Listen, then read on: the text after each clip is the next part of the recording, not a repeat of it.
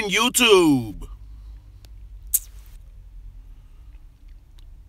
Little early live stream. We'll get right into it. See if some folks are up to join us. If not, like I always say, got a thumbs up. Good morning. If not, like I always say, good morning, Chris. Thank you for logging on, man, tuning in, like I say. Go Eagles. I'm definitely with you on that one. I don't want to piss any Patriots fans off, but again, I'm not huge into football, but obviously it's the Eagles and the Patriots. Oh, we got, okay, jumped up. We got some folks out here. Good morning, Dave from Liverpool, UK. Thank you, Ian. And you know what's crazy? This is what's crazy. Ian's going to get a kick out of this. Last night, rarely am I able to catch you live. Just wanted to tell you I'm a fan of your videos. Anti-Jack. Thank you. What's good, Eastwood? I appreciate the comments. I'm trying to keep up. Juggalo. Good morning, Davy. Good morning, Juggalo. Listen real quick. And I'm sorry if I miss a comment or two. Sometimes I'm kind of, looking out or in the zone or whatever. But check it out. Ian's going to get a kick out of this. And anyone over across the pond, like we say. Gotta run, Davey. Stay safe. Thank you, Chris. You too, my man. Have a blessed day, man. So it's kind of ironic because that Ian logs on, from the UK because I got a lot of fans overseas, okay? Especially in especially in the UK, Europe, obviously, like we say, across the pond. And I know there's a time difference. And if I'm not mistaken, it's like 4 or 5 hours. I may be off a little bit on that. They're ahead of us. So if I'm not mistaken, Ian, are you still on? Doug, finally caught alive. I'm a YouTuber too. I do VR gaming. Thank you, my man. Thank you. The comments go off so quick. I apologize. But you can reach me. I'm on Instagram, Twitter. Okay, Ian said yeah, and I apologize to the one about the YouTuber earlier, the comment. They just go off so fast, man. I apologize. By the time I get to read them, and I got to squint a little bit. So, Ian, I was on last night, and I actually Googled the time zone because I know I got some fans in the UK, and this is how much I love you guys, that I'm trying to include everybody, right? This whole YouTube thing, I'm still a little new to it. Most of you know I've been doing this in one way, shape, or form since '95. Those hip-hop fans out there can find my old videos when I had my TV show here, my cable TV show in Rochester, New York. Keep it on the real. Naughty by Nature. I interviewed them in 1995. That was like my first like, going on TV with cable. I just want to ask you a quick question. I know you investigate police officers. Man, they go off so quick. Inbox me that. Inbox me. Any questions you guys got like that, police-related, inbox. I apologize. They really go off like this, guys. They go off quick. But check it out. So I went on there because I want to include everybody. And, again, I'm kind of new to this whole live stream and this whole kind of YouTube thing, trying to build this channel. Thank you to all the new subscribers. And I went on to see the time difference because I want to include my fans overseas, you know what I mean? And it's a little hard. For example, if I go on here at 9 or 10 o'clock at night, if Ian's still with me, he can kind of let me know if this is correct. If I go on 9, 10 o'clock at night like I was doing for a while on Wednesdays because it was a time that I thought was just kind of, I'm a single dad and, make sure I hold it down, at home and make sure everything's straight. And 9:30, 10 o'clock always is a good time where things are kind of wind down, right? And I could get on here comfortably. I mean, I can get on here throughout the day too, but 9 o'clock was the time that I was kind of doing on Wednesdays. And if I'm not mistaken, if I go on 9 or 10, that would mean that in the UK it's about 2 to 3 in the morning. I'm not sure if Ian's still with us, but I believe, obviously, if I go on at 9, 10 o'clock at night, it's like 2 or 3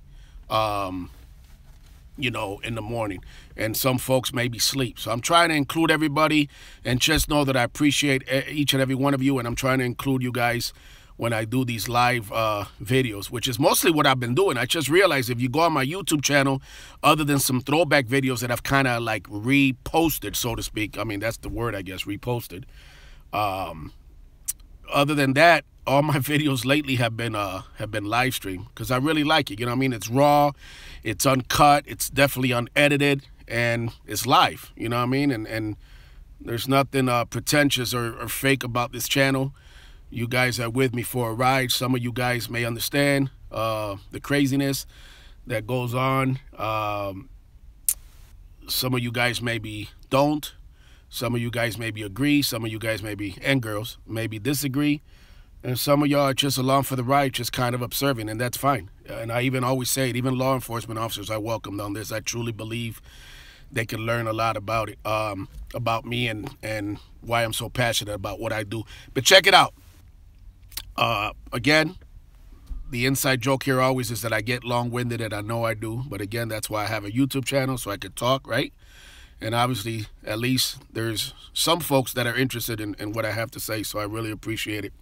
But check it out.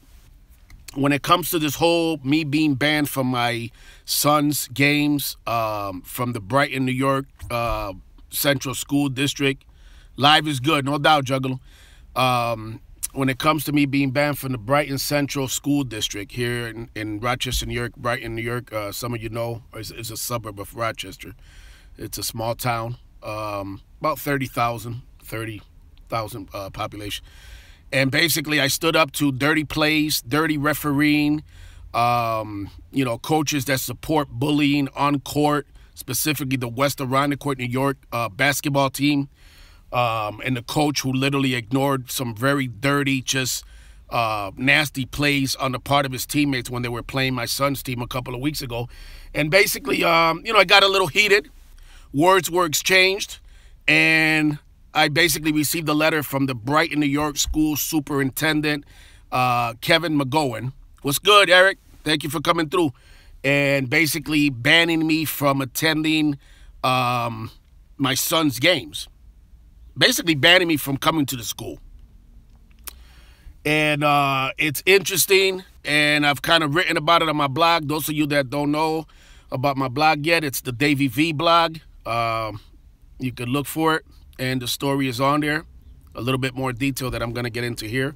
But basically, I was banned from attending my son's games, and this is what happened. You know what I mean? This is what happened when individuals in positions of power basically use that power, or let's say misuse that power, right? And abuse that power and make these decisions that literally affect families. You know what I mean? Those of you know, even some law enforcement officers, you know what I mean, that have been, you know, cool with me, that watch this channel, that have stopped me in public to tell me, you know, even if they don't agree with everything I say or everything I do, when it comes to the whole police accountability thing, at the very least, they've shown me the respect, and there are some good law enforcement officers that have shown me respect. Whether it's in the Rochester, New York Police Department, there's a few. I mean a few. Brighton, New York Police Department, the Monroe County, New York Sheriff's Office. To be honest, they've really, some of them have really, literally gone out of their way. They've seen me in public or whatever, and they've stopped and actually told me that even though they may not agree with everything, they support my right as an American to take the stand that I've taken, right, for what I believe in, and that's true patriotism, right, in my opinion, like I've said before. So back to this whole thing about being banned over the weekend, okay, and I'm trying not to put a lot out here because I still want to talk to the parent that that basically, here's what happened.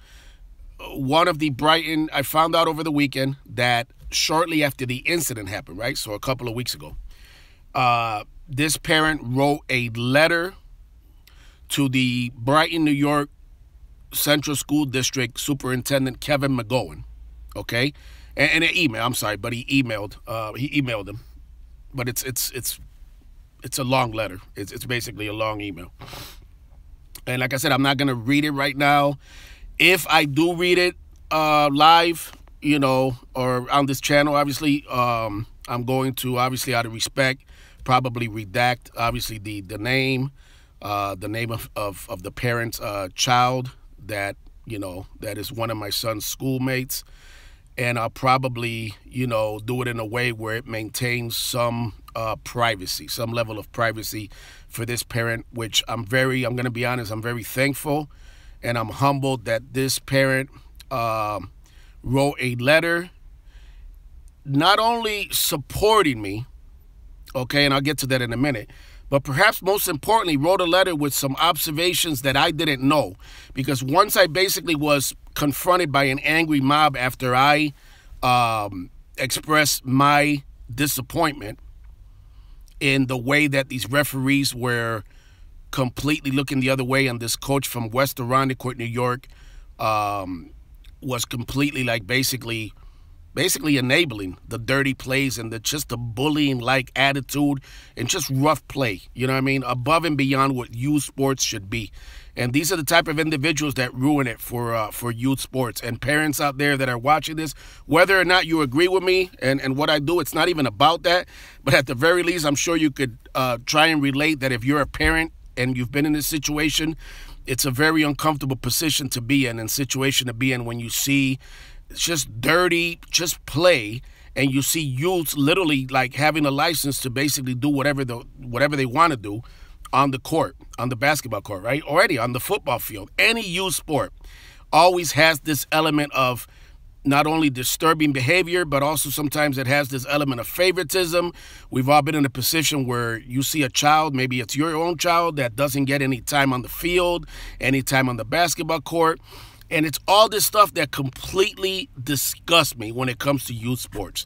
How the adults ruin it, and ruin the fun, right? And the competitive and the learning, because it's about learning. It's about building a bond, right? It's about teammate, right? And teamwork. And all that is just ruined with behavior like the one that was at my son's game. So basically, it's interesting. I'll get into this a little bit longer, especially a little bit later, especially if I end up posting, the email or excerpts of the email at least. But basically, after I had left, this parent came into the building again, into the school to get his child, okay? And he noticed that the referees were bad-mouthing me to parents and to other people and it was packed. It was a really, really big game. And basically, he was belittling and ridiculing me, specifically my role in the community as an activist, right? So this shows some interesting things. Number one, it shows that this individual knew who I was, all right? And it shows that there was an edge there, right? There was like an agenda there that the referee had. Furthermore, I talked in my article, I mentioned this woman who started screaming at me and yelling at me. This parent also makes in his email to the superintendent, points out that the woman was extremely unprofessional, extremely rude to him when he basically tried to just overall calm the situation. He also says that he feels the individuals were baiting me instead of de-escalating, and that's disturbing because whenever there's a confrontation, and when it comes to police accountability, I've been specifically very vocal specifically about this issue. Many times, law enforcement officers, instead of de-escalating a situation, what they do is they add more fuel to the fire by escalating.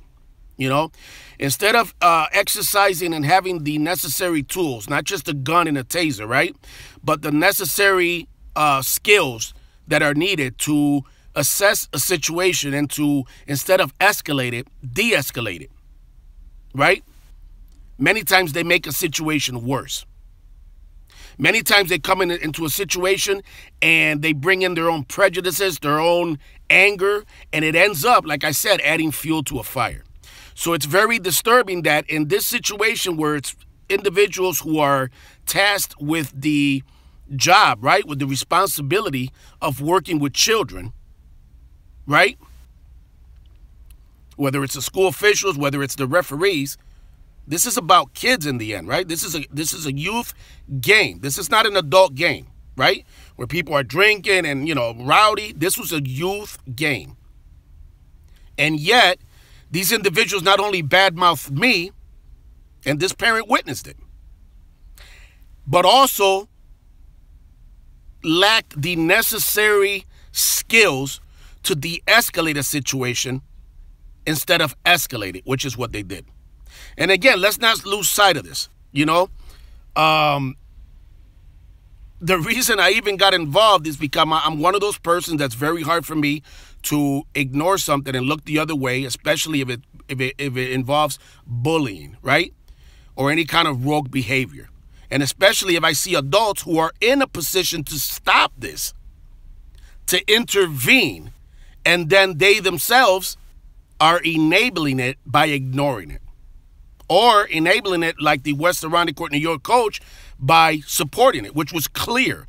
It was clear the way he was interacting with his players the whole game, and I saw this, that he welcomed and encouraged the bullying, the dirty playing. And that's extremely disturbing because, in my opinion, a coach of any youth sports is no different than a teacher. He is an authority figure. He is an adult leading a group, a team of youth. And it's very disturbing when adults act this way. I've owned what I did. I've owned it. It's on my blog. Go read it. I've taken accountability. I admitted that certain words were used that I'm not proud of. So I want that to be clear. There's no minimizing or, oh, I didn't do it. No. I was upset because individuals in a position to prevent this kind of behavior did nothing about it, which is ironic. Think about it. Isn't that what police accountability is? Think about it. Officers intervening when they see something wrong being done, but they don't. Think about that one. I'll wrap it up with this. Like the title says, what's perhaps equally as disturbing as me being banned for standing up to bullying on the basketball court in a children's game is the fact that despite this parent who is a professional, okay, having taken the time out on his own volition, on his own, to write this email to the Brighton, New York Central School District Superintendent Kevin McGowan,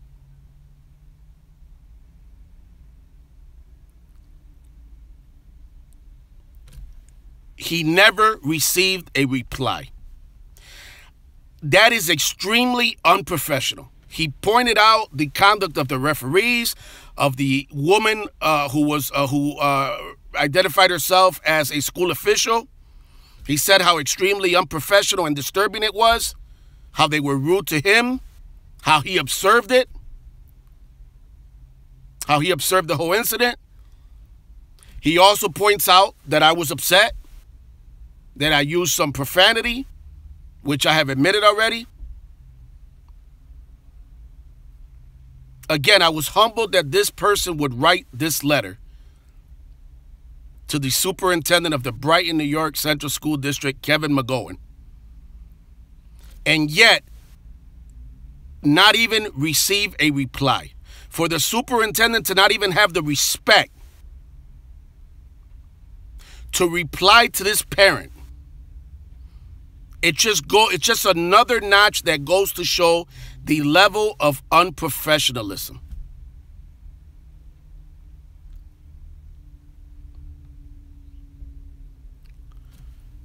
Have a great day, guys. Thank you for tuning in.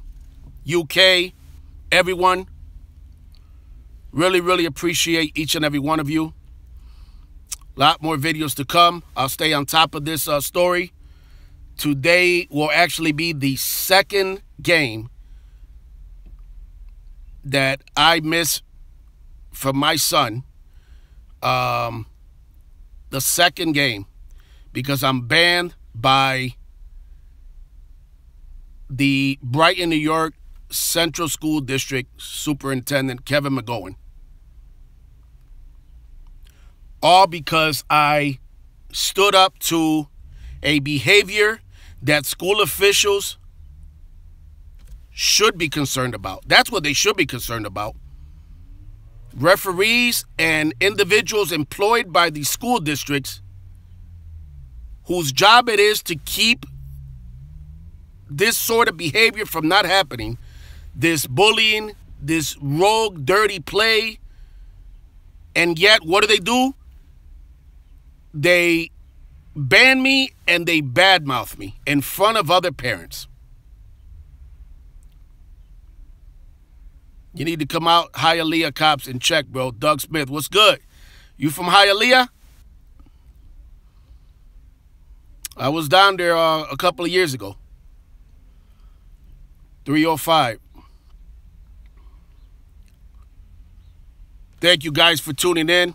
Love each and every one of you. Really appreciate you guys. I can't say that enough. Thank you. Have a blessed day. Be safe. And I'll see you soon. Peace.